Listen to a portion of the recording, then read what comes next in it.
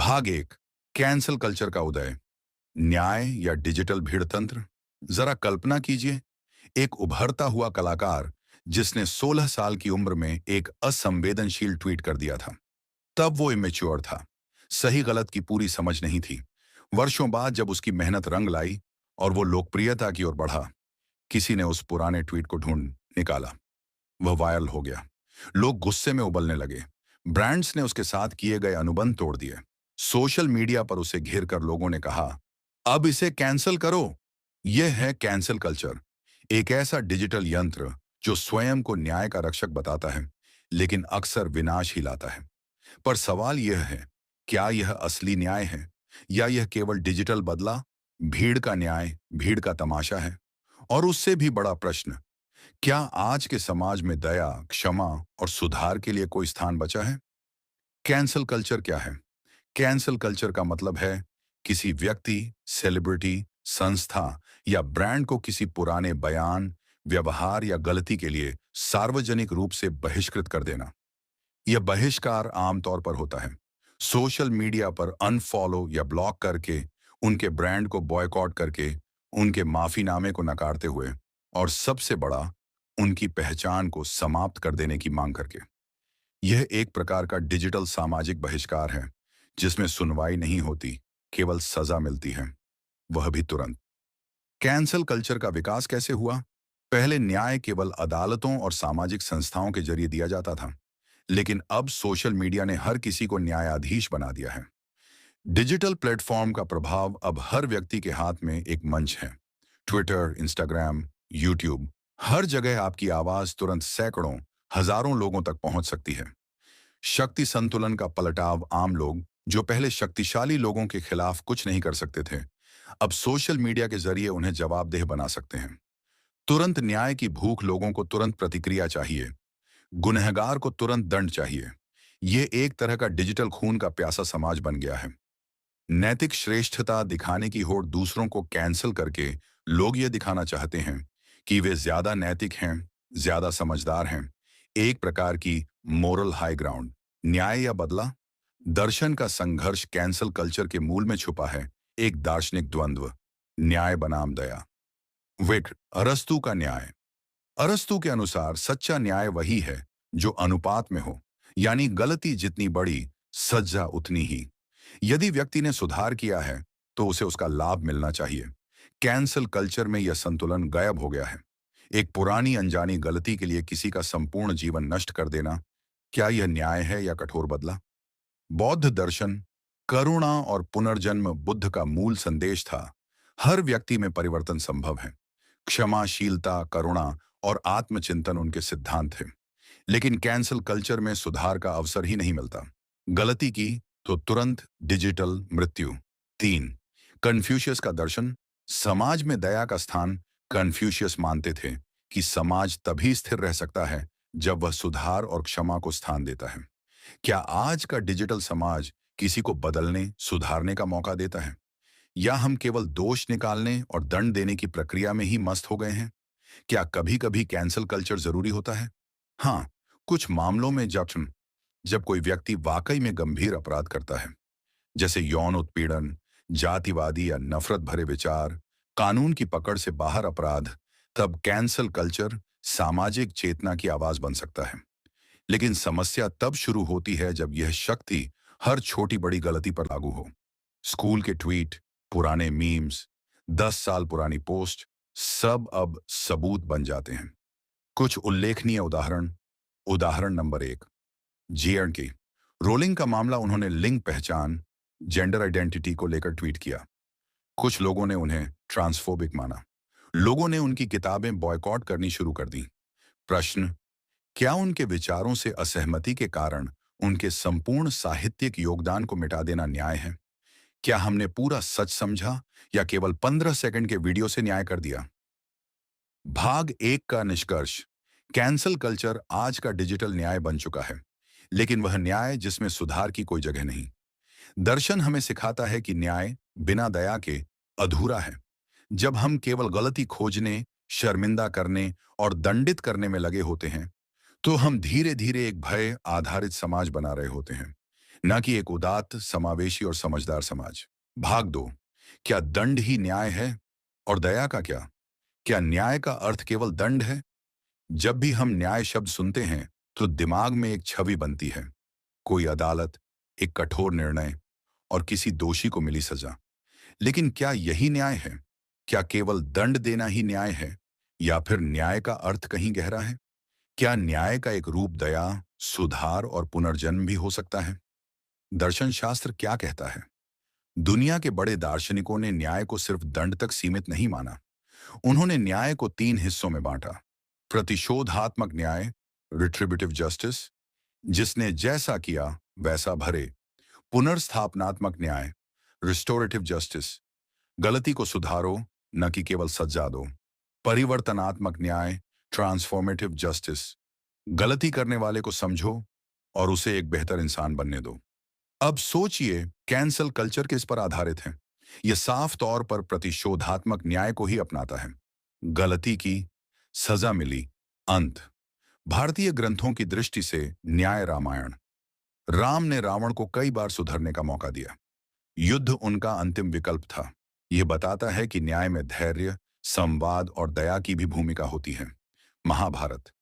युद्ध की भयंकरता के बाद भी कृष्ण ने अश्वत्थामा को नहीं मारा, बल्कि उससे उसका दिव्य रत्न छीनकर उसे जीवन भर पश्चाताप में जीने दिया। यह भी एक प्रकार का न्याय था। दंड नहीं, आत्मचिंतन। बुद्ध का दृष्टिकोण। भगवान बुद्ध कहते हैं, क्रोध को केवल करुणा से हराया जा सकता है, दंड से नहीं। बुद्ध ने जीवन भर सुधार और क्षमा को सर्वोपरि माना। उन्होंने किसी को स्थायी अपराधी नहीं माना, बल्कि हर इंसान में बदलाव की क्षमता देखी। कैंसल कल्चर इस भावना को पूरी तरह नकार देता है। एक गलती और बस उस व्यक्ति का सामाजिक बहिष्कार। मनोविज्ञान की दृष्टि। विज्ञान कहता है कि मानव मस्तिष्क 25 साल की उम्र तक पूर्ण रूप से विकसित नहीं होता। इसका मतलब यह है कि 15 से 20 वर्ष की उम्र में की गई कई बातें बिना पूरी समझ के कही जाती हैं। अब सोचिए, अगर कोई किशोरावस्था में कोई अनुचित बात कह देता है और 10 साल बाद जब वह पूरी तरह बदल चुका होता है, तब भी हम उसे उसी गलती के लिए सजा दें। क्या यह न्याय होगा या अन्याय? नेल्सन मंडेला का उदाहरण।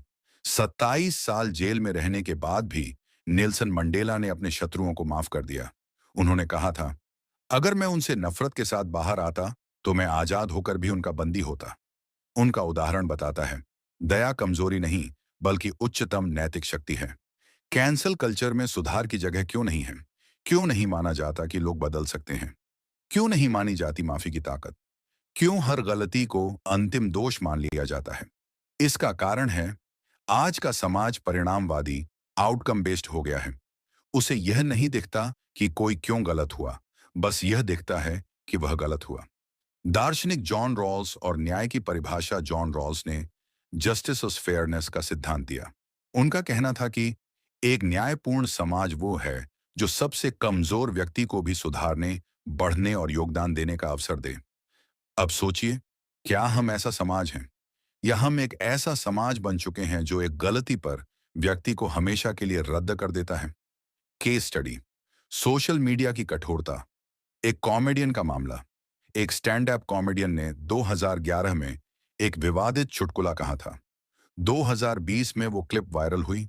उसके शो रद्द कर दिए गए। ब्रांड्स ने हाथ खींच ली।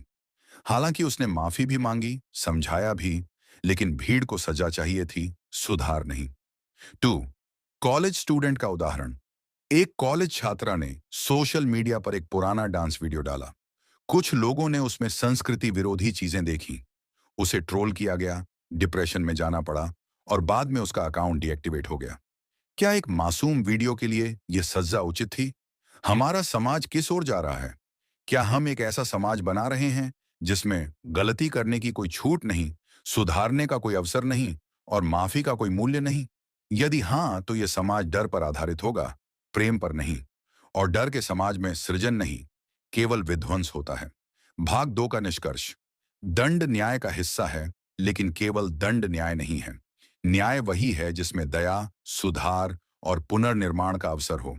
कैंसल कल्चर अगर अनियंत्रित रहा तो वह हमारे समाज को एक निर्दयी, असहिष्णु और असंवेदनशील भीड़ में बदल देगा। इसलिए जरूरत है संतुलित सोच की। न्याय में करुणा जोड़ने की और इंसान को इंसान समझने की। भाग 3। क्या हम एक दयालु समाज बना सकते हैं बिना कैंसल कल्चर के? प्रश्न वही है, क्या कोई रास्ता है बीच का? हमने अब तक देखा भाग 1 में कि कैसे कैंसल कल्चर न्याय की जगह एक डिजिटल भीड़ तंत्र बन गया है। भाग 2 में कि न्याय और दया का संतुलन टूट रहा है। अब सवाल ये है, क्या कोई ऐसा समाज बन सकता है जहां लोग जवाबदेह भी हों, पर उन्हें सुधरने का अवसर भी मिले? कैंसल नहीं, कनेक्ट करो। सोचिए, यदि हर बार जब कोई व्यक्ति कोई विवादास्पद बात कहे तो हम उस पर चिल्लाने की बजाय उससे प्रश्न पूछें, तुमने ऐसा क्यों कहा? क्या तुमने कभी दूसरे नजरिए से देखा? ये एक नया दृष्टिकोण होगा। कैंसल नहीं, कनेक्शन। जहां संवाद हो, टकराव नहीं। जहां नफरत नहीं, समझ हो। कॉल आउट की जगह call in. Culture call out culture का मतलब है किसी की गलती को सबके सामने उजागर करना, शर्मिंदा करना, सजा देना। जबकि कॉल इन कल्चर कहता है व्यक्ति को एकांत में बुलाओ, समझाओ, बातचीत करो। कहो, मैं तुमसे असहमत हूं, पर मैं तुम्हें सुधारने का मौका देता हूं। यही बदलाव कैंसल कल्चर को करुणा कल्चर में बदल सकता है। कुछ वास्तविक उदाहरण जो उम्मीद जगाते हैं। When Tyler the Creator, wrapper.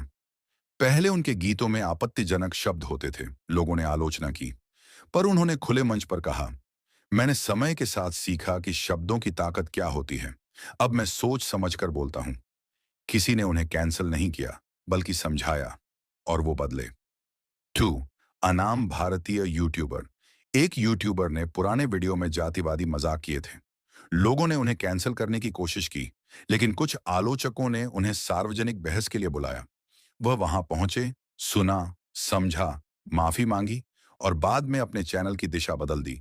यह है बदलाव, बदले से नहीं, संवाद से। हमारी संस्कृति और क्षमा।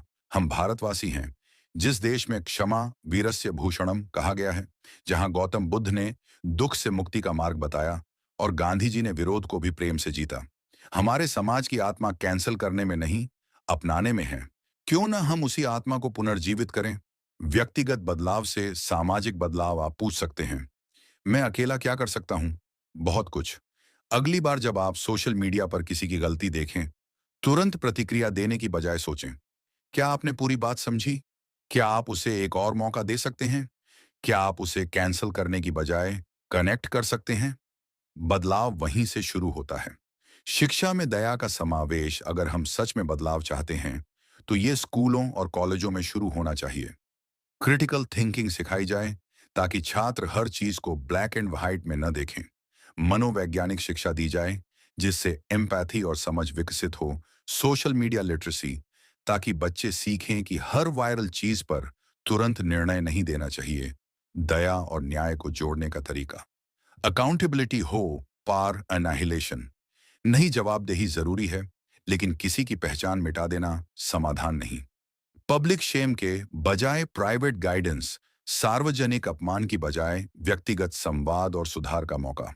हर व्यक्ति को सुधर का अवसर। जैसे हम बच्चों को गलतियों से सीखने देते हैं, वैसे ही बड़ों को भी सीखने दो। एक नया समाज जहां दया भी न्याय है। कल्पना कीजिए, एक ऐसा डिजिटल संसार जहां किसी की गलती पर ट्रोल नहीं, संवाद हो, जहां सुधार को सम्मान मिले, जहां माफी को कमजोरी नहीं, महानता माना जाए, और जहां हम एक दूसरे को सिर्फ जज न करें, बल्कि समझें भी। यह असंभव नहीं है। हम यही कर सकते हैं यदि हम चाहें। अंतिम विचार। कैंसल कल्चर ने हमें एक विकल्प दिया, किसी की गलती देखकर गुस्से में उबल पड़ने का। लेकिन दर्शन हमें दूसरा रास्ता दिखाता है। सुनो, सोचो, समझो, फिर निर्णय लो। कैंसल कल्चर को समाप्त करने की शुरुआत वहीं से होगी, जहां हम दया को, संवाद को और मानवता को फिर से अपनी संस्कृति का हिस्सा बनाएं। यही न्याय है, यही भविष्य है, और यही मानवता की सच्ची जीत है।